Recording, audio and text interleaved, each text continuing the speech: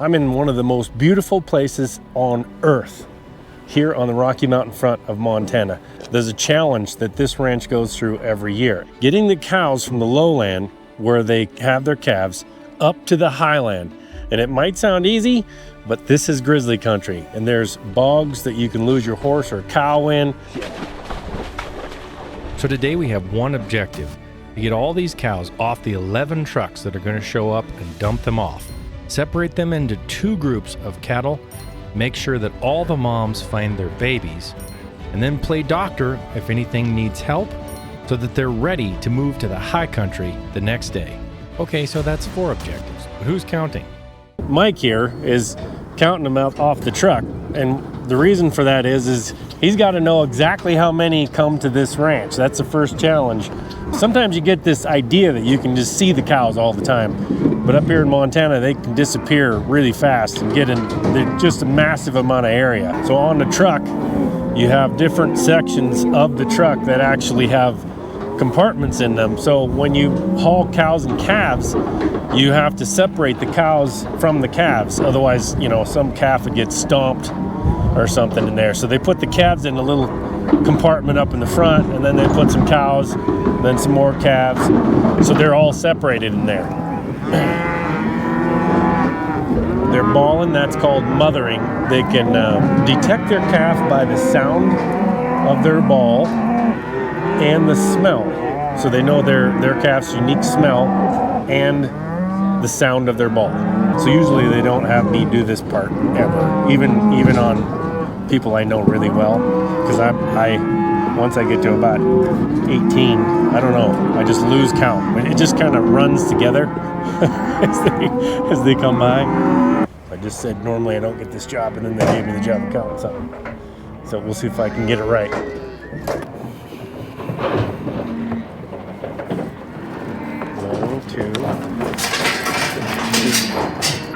Yep. You got 16 and 17.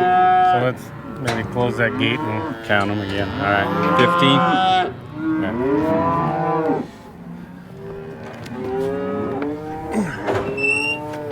All right, now if I was going to bet who's right, 17 or 16, I'm guessing it's him. But so I wouldn't lay any money on the fact that I counted him right. Reed, You gonna count them? you guys come count those. I'm gonna go see if I can help Adam. He's got some mechanical problems. Okay, so we got 2 different numbers, so we're just gonna move them past us here. Now you guys see if you can count all the calves with a brand on their ribs. Calves are a lot easier because they're freshly branded, so you can see it pretty easy.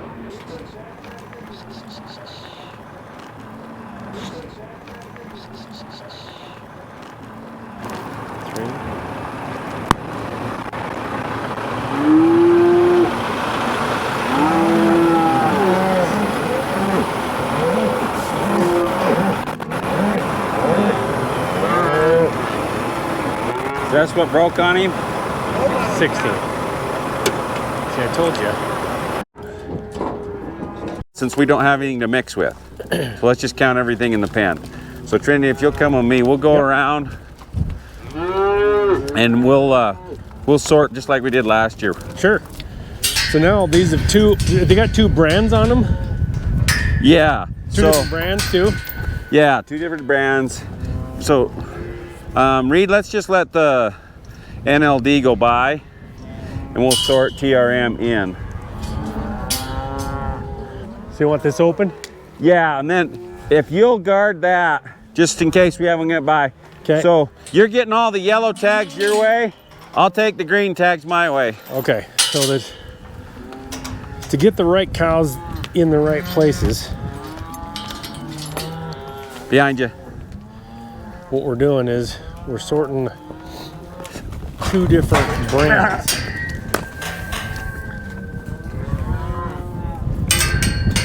Luckily they have different colored ear tags, so it makes it easier, because the green ear tags go that way, yellow goes this way. So see, those are yellow. And Mike's good with the gate, luckily. We'll see. Nice work, Mike. And then Reed up there, he's just peeling off a certain number at a time. And you got to kind of huddle against the side here sometimes with these calves especially, so they don't see you. You really you see these cows out after this, Yeah. right? But they're scattered in the timber and they're Over over about- a hill and everything. About 20,000 acres. Yeah, so you can't, even though you see them in a bunch, it's not like you're going to notice like, oh, there's 40 here and 30 Right, there. yeah, So yeah. you really got to know, that's why you have to know how many you start with and that they're in the right places, because otherwise, I mean, they don't always end up in the right place at the end. But if you don't start there, and then what happened, like last year, what you were saying, I'm assuming that what happened is you Well- thought there was a certain number. We actually had 3 more than we thought we did. But my problem I is see. I get audited every year. And my audit do you? comes in the middle of the summer when they're all scattered. Oh, and how do you even find them all to audit that? We're making the count now. I see. And like if we lose one to death or something, predators or whatever, Sure. then I know to account for that. But I'm going to assume that I have the same amount Gotcha. when the audit comes around. Yeah. So. So it makes a big difference. It's like crucial that you get the right number now.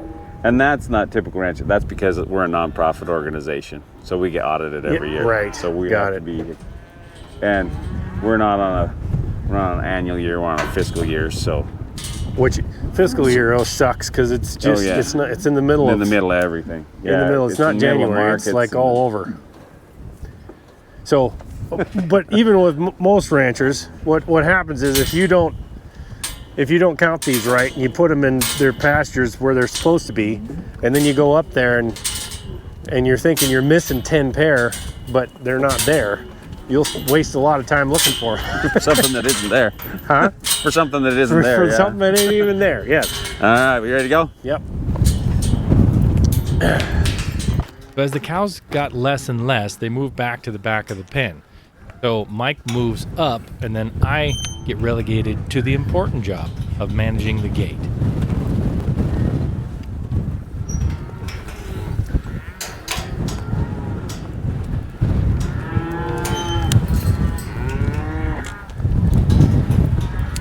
So when you're doing this job, it's up to you to make sure that you swing the gate the right way when they're coming. Come on, baby. If you Come on, baby. see Come a on. green tag, it better be going on, that baby. way.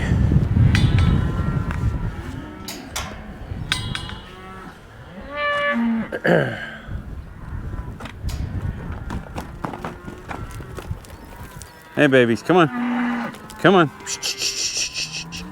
There you go. That yellow? Yeah. Yeah. Yep. We're good. Because if you don't have them going the right way, you'll have them in the wrong pen. You don't want to do that. Especially not when you're helping somebody else. If the owner does it, that's fine. If you do it, it's way worse. So you try not to screw up too bad.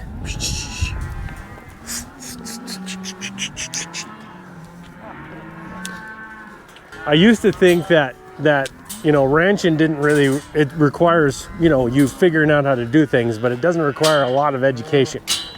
But it actually does. Oh boy. Just what you're doing there, what we're doing there, requires an enormous amount of understanding when to move and when not to move, and when to move forward and when to shove your stick in. You wouldn't believe it until you get somebody who doesn't know how to do that in there. That's a miserable day. Yeah. Yeah. You have to know a lot of stuff about a lot of stuff. Oh, a lot of stuff. Reed, you stay and count with me. Trinity, will you bring them? Yeah. Reed, you count calves, I'll count cows. He doesn't trust me to count them, so he's gonna have me bring them around. Well, you got to keep the dialogue going. I don't trust you to keep the dialogue going and get an accurate count. So we're gonna bring them through the fence here. Let's get these counted up accurately. You try not Yeah, to. your So what you calf. do is you push them a little bit until they start going, and you kind of back off, because otherwise you get too many going through there at once and they can't count them. So what they're doing is they're pushing them against the fence to try to make them go through one at a time. or as close to one at a time as they can. Because when you get a whole big like glob of cows, what I call a glob of cows, going through at the same time, now I'm gonna back off right here. Back off.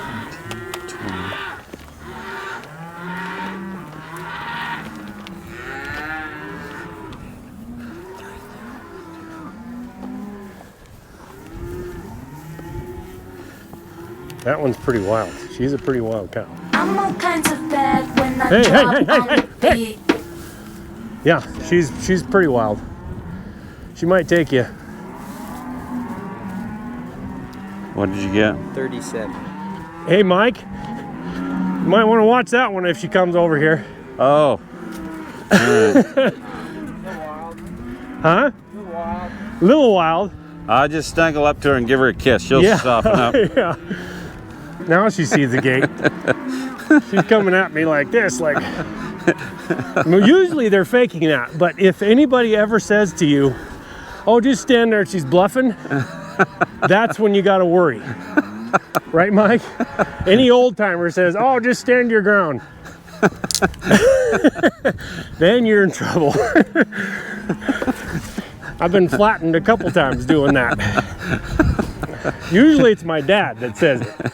Oh, Yeah. It's okay. They won't get you. Creates trust issues, doesn't Yeah, it? exactly. Sorry, what was your name? Spencer Briggs. Spencer, and he's another son of Mike with the quiet one over there, what I call the quiet one. That's He's Reed. even more quiet, usually. You're even quieter than Reed? Yeah, usually. Holy cow, that is quiet. I gotta go talk to the other ahead. counter. Yeah, figure out if you got the right amount. Did you get the same amount that We're time? all mixed up. Oh no. Uh-oh. When I counted them off the truck, it was 35 cows and 34 calves, and they had like 33 and 36. Oh no. So, and then we discounted them again, and obviously it's not right. Still not adding up, yeah. Maybe it's totally wrong both times. I don't know. I told them I'm not a great counter, so Yeah. counting cows is tough It is very. because it's usually like 1 and then 2 and then 8 at once. You gotta, you're like, oh. There are those who live between the cities, Gonna go that way. who grow and raise the very food you eat. There's quite a bit of flavor on that. Yeah, there is.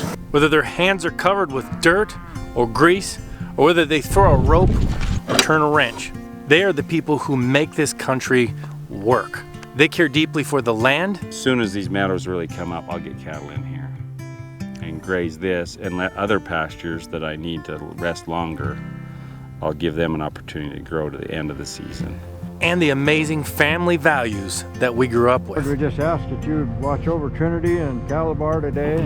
If you support those people, then this community is for you. So go to lifeinthewest.com right now. So now what do you got? The same amount as you had, or the same amount as I had, or neither one? We're off one calf on the T-Bar-D cattle, Oh, okay. and we are off 2 cows and 1 calf on the calf. Reed, how confident were you on the NLD count? Confident. So there's 36. You were like a 80%, Yeah. 90, 90. Okay. That's pretty good. And That's really then- good in ranching. I know I counted 33 of these cows, so this counts off. So I'm just going to circle the ones that we're confident with. But the problem is we're not confident on that T-Bar-D count. That's the one that matters. So just to reassure you, we did go through everything again and made sure that we had that number solid. So that's one objective down. I got Calabar standing here. I got him out of the trailer. How you doing, buddy? How you doing, bud? Huh? Get in the semi. Huh? What are you doing there? Huh? Yeah. He'll be in use either today or tomorrow, whenever we're moving cows from here. So after they get separated, into the 2 bunches. They go to different pastures from here because they can't eat in the corral all year. You want them grazing that ground. That grass is to graze the grass actually really helps the grass grow more It's very beneficial for the environment because it's providing fertilizer, and even the urine has amazing properties for the ground. So we want them out there turning that grass into food. This is one of the dogs that wards off the grizzly bears, don't ya? Don't ya? Yeah. He wards off the grizzly bears too. Yeah. Spencer wanted a puppy his whole life, his very own. Yeah. So when he got off the airplane from coming home off his mission, we had this little fur ball for him. And so this is his first dog like this, just I see. specifically his. Pretty friendly for a healer. Oh yeah. So they're a different breed of healer than the normal healers. They're are they? Queensland, Okay. and they're half short hair border collie. Oh, they are. This one and even my he other is. one. Yeah, Okay. they're brothers. Okay. Yeah. So the border collie throws a little more docility in there as far as like friendliness. Oh yeah, and the Queensland or blue healers are just different. I see. Yeah, they're not like what we call a blue healer. Is probably more of an Australian stock dog. Right. Yeah, And they can be pretty protective of Yeah. anything and everything. yeah. And we try to steer away from the Yeah. the It's stock hard to be dogs. around people with those. Yeah, we like the Queensland, and you can tell they'll have the ears that point straight up, Yep. and they're taller Yeah. in their front end, and they're narrower. They're not the little stocky. Oh, okay. Yeah, Okay. yeah. So So is there a lot of bears right now here? I saw one last night. Did you? Yeah. Yeah. Close to your house, or No, just down on the Down a way ways? home. Yeah, just a couple miles down. any big ones? But, nothing really spectacular No. yet. Yeah, showed up. Yeah. Yeah. When they something have for 'em to eat. when they have a really good food source like grain or berries or whatever, then they're not as bad. But yeah, like down around Lima, they're having a lot more conflict with a lot fewer bears. Right. Not as much to eat. It was the same thing. They did that study up in Kodiak Island Yeah, versus the tundra grizzly. right. And at Kodiak Island, they're bigger just because they have more stuff to eat. They're so fat. And they're not that aggressive because They don't need just, to be. They're like, we got food coming out our ears, and like Yeah. a tundra grizzly, they're small, and you don't ever want to run into one of them suckers. Right, they 'cause gotta work for they their got- living. Yeah, anything is a food source to them. It's like anything that's moving, they're going to try to eat it. yeah. We don't have that much conflict around here because there's so much grain for them to eat. Yeah, I see. so they don't- Grain up here, even?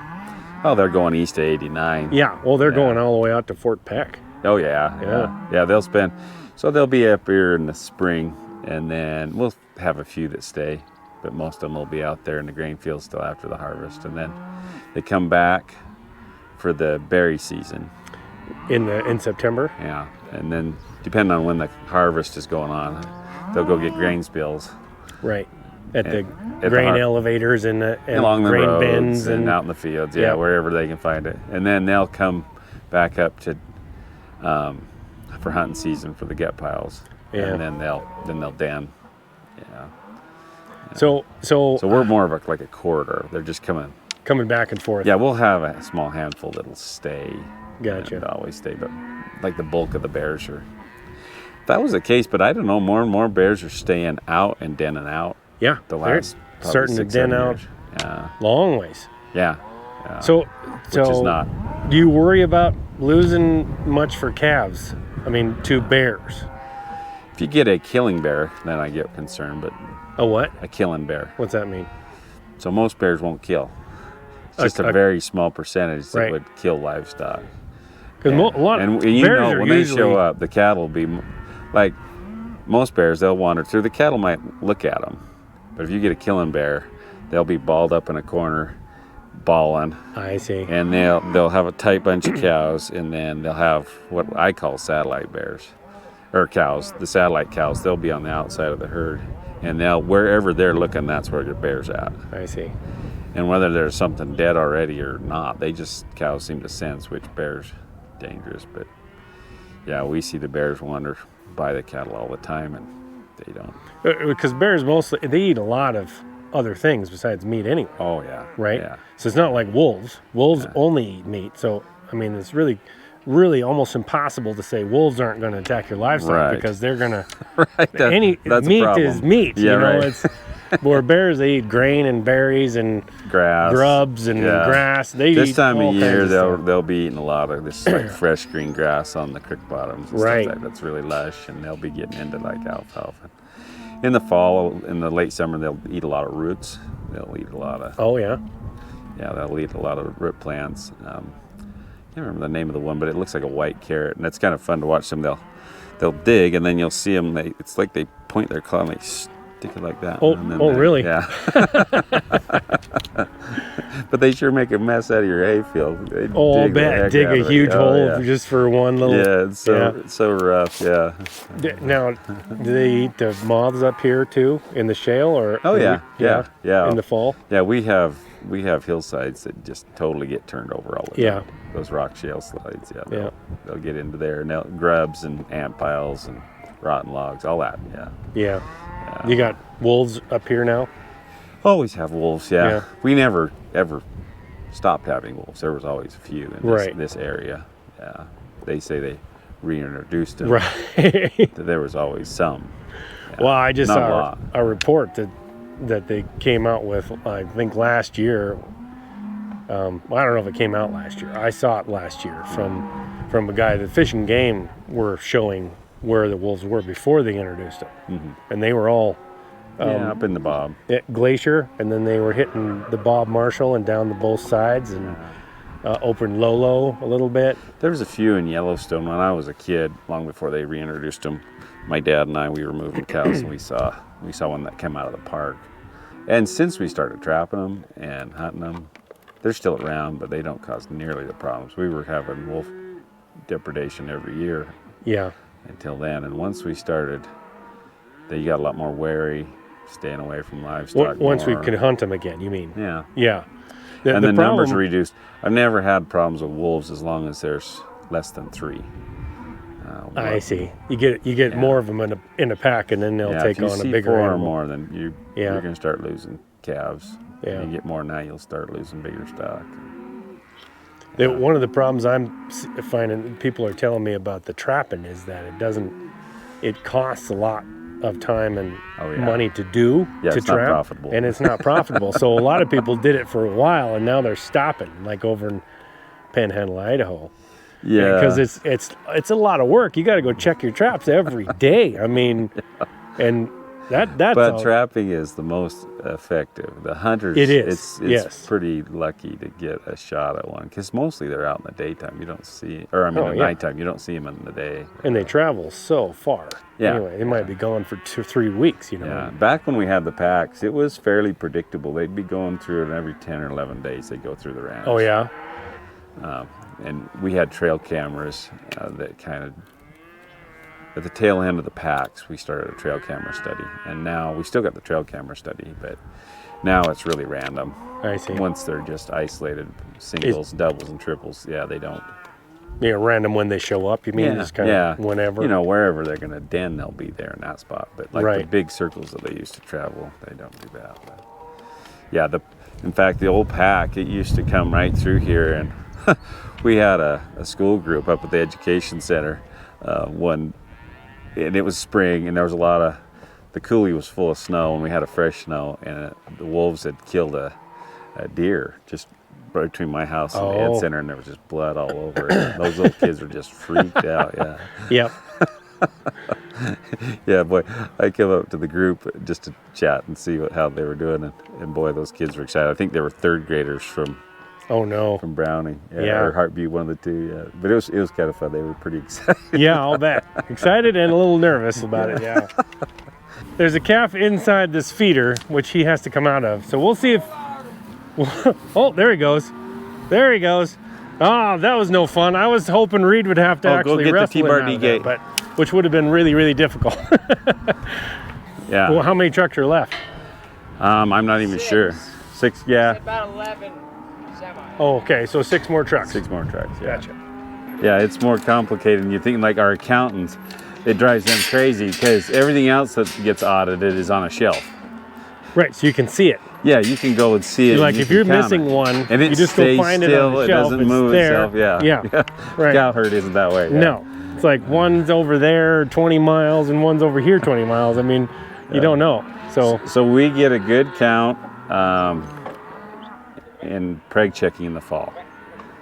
We count them as they go through the chute to get preg checked. And that's after they come out and are weaned. Yeah. And everything. So and the snow's here, so it's driven pretty much everything out of the mountains. Well, I always know what I have before preg checking. Gotcha. Before weaning, yeah. I'll know if I have everything. That's just kind of my job, make sure everything's out so that we can get all the calves on the truck. And then we'll preg check the cows that are left, we'll get them preg checked.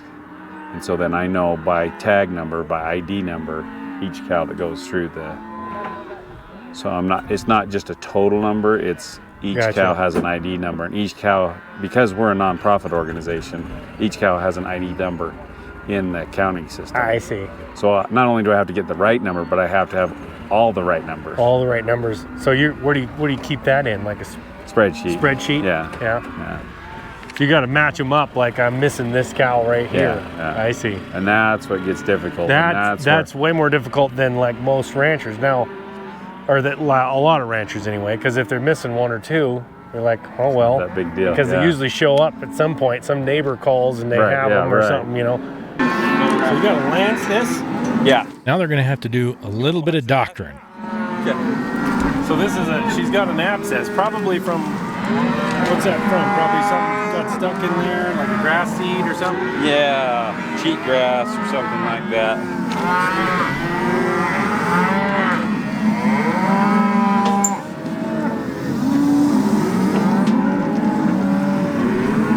And it's all so it's full of pus is what it's full of. So I've gotten this all over my face a couple times, so you gotta be careful. Here comes dogs. You got the pocket. Tapioca pudding right there. Yeah, that is disgusting, isn't it? Iodine, Reed. Did you get her a shot? Iodine, no, not yet. Where's the penicillin? In my pocket, I gotta get it warmed up. Here, do 24 cc's. Shake it good before you. And some people don't like to eat the cheese I slice with that knife. Oh my goodness, yeah, thank you. That's cheese. So that's iodine. That's iodine, yeah. It cauterizes it, doesn't it? Well, it's killing any infection that's in there. Infection is what caused all that. You gotta have this attached to the nose, because if she swung her head around, she'd jab that knife right way up in her face. So you gotta hold on to the nose and pull it to the side so she stays steady while you jab that thing. So if you go any more than 15 cc's in any one injection site, you can cause the problem you just tried to solve. Right. Cause a pus pocket. And you always inject in the neck because that's not good meat. On a cow. On a cow. We're giving antibiotics to this cow because of that problem. Put a mark on it there so he knows that he treated this one, right? Yeah, and then we'll watch for her. We'll make sure that if I lance it at the bottom so it can drain itself.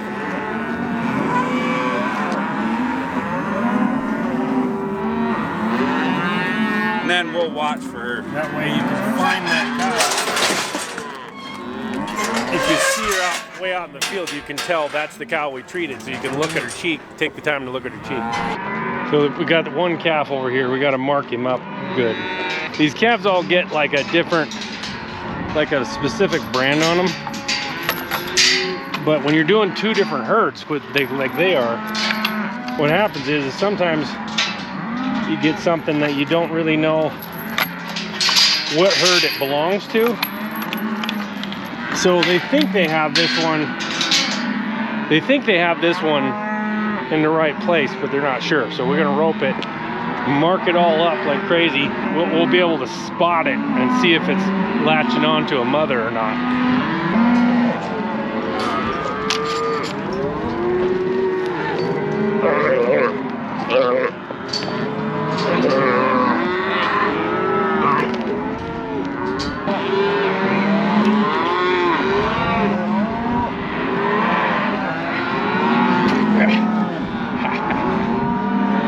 Okay.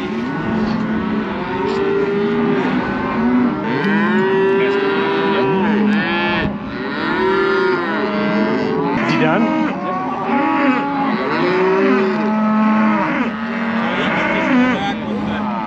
So he went in there.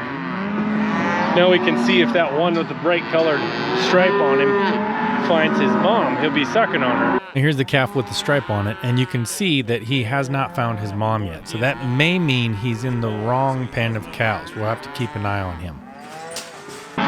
These cows, how long is it going to take them to kind of get mothered up after? A day like this, that's why I let them sit all night. Some guys just turn them out pretty quick, but I like to let them set until everything quiets up. So you'll let I'll them come out sit in tonight. the corral? Yeah, I'll come out tonight and go through them and make sure everything looks good. I see. And then we won't turn out in the morning unless everything's settled down. Right.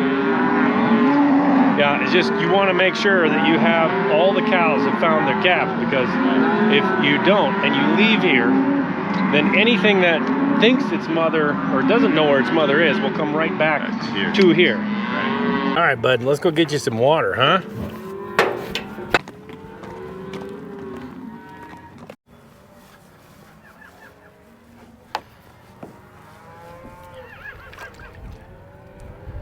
You want a drink? Huh? You want a drink?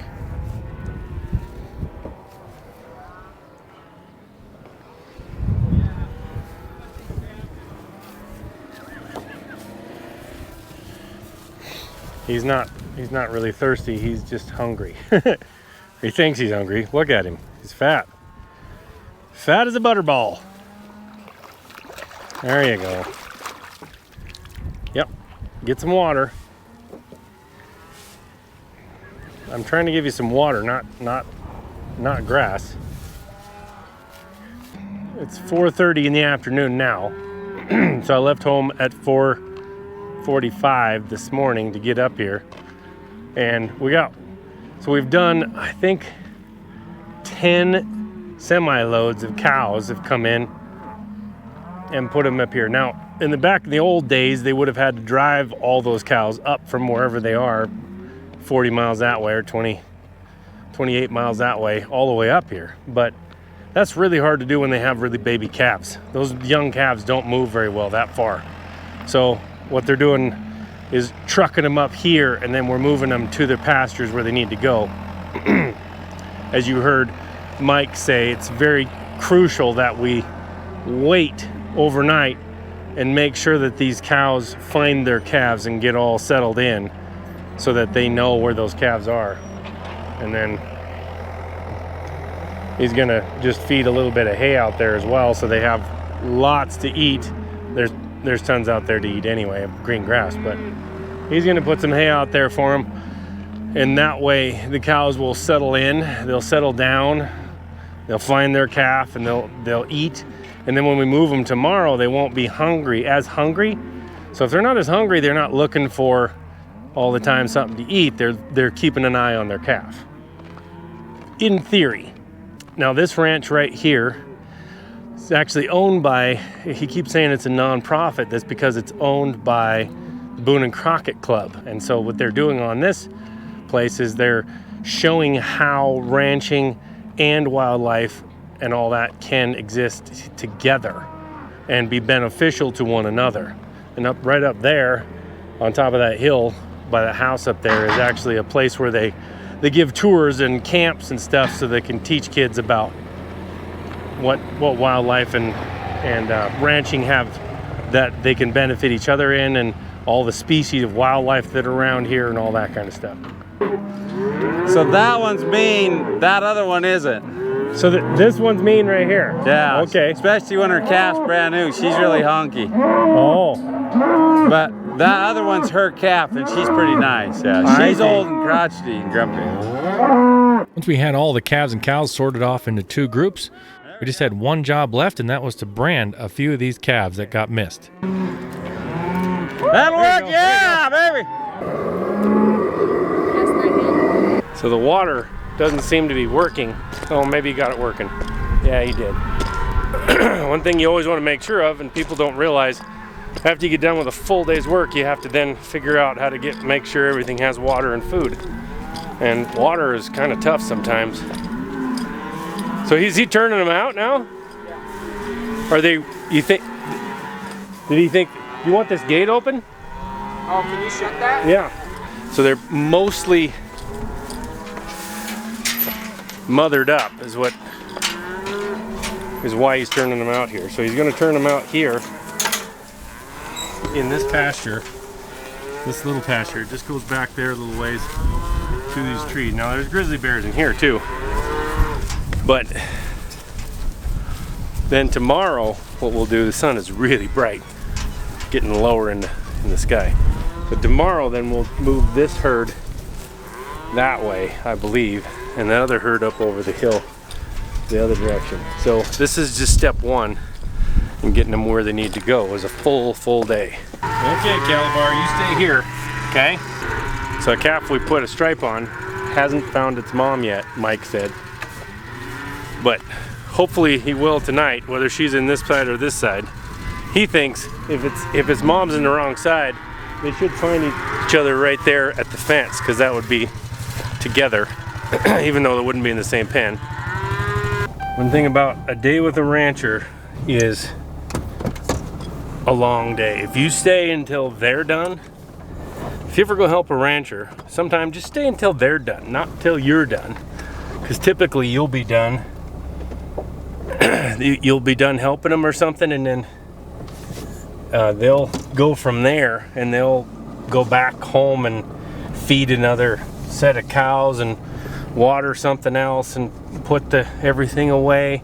And I tell you what, you stay till they're done and you will know what a long day is.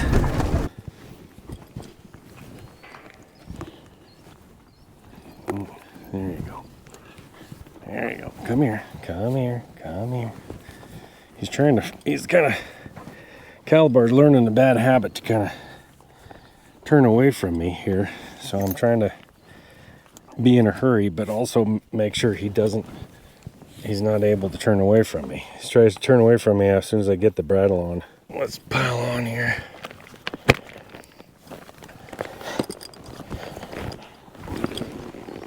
There we go. Make sure you don't miss an episode, and especially this one. Go to lifeinthewest.com and join my community to get involved in the conversation, to support what I do, and to even get early access to some of my videos before they even go live. That's lifeinthewest.com.